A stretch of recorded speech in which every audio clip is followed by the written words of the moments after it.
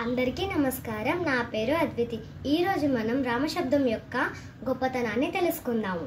రా అంటే నోరు తెరుచుకుంటుంది, చేసిన పాపాలన్నీ తొలగిపోతాయి. చేసిన పాపాలు మళ్ళీ ప్రవేశించకుండా మా అనాలి, అంటే నోరు తలుపులా మూసుకుంటుంది. ఉత్తర భారతదేశం వైపు ఒకరినొకరు కలుసుకున్నప్పుడు హాయ్ హలో అని కాకుండా రామ్ రామ్ అని పలకరించుకుంటారు. ఇప్పుడు మనం రామ్ రామ్ అని ఎందుకు పలకరించుకుంటారో తెలుసుకుందాం. రామ్ అంటే రా ప్లస్ ఆ ప్లస్ మా. హిందీ వర్ణమాలలో రా అంటే హల్లుల్లో 27వది, ప్లస్ ఆ అంటే అచ్చుల్లో 2వది, ప్లస్ మా అంటే హల్లుల్లో 25వది.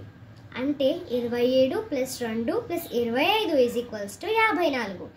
ఒక్కసారి రామ్ అంటే 54 సార్లు అన్నట్టు. మరోసారి రామ్ అంటే 54. అంటే 54 108. మనం చేసే జప సంఖ్య కూడా 108 సార్లు. కాబట్టి మనం ఈ రోజు నుంచి ఒకరినొకరు కలుసుకున్నప్పుడు హాయ్ హలో అని కాకుండా రామ్ రామ్ అని పలకరించుకుంటాము. ఇక సెలవు. నమస్కారం. రామ్ రామ్.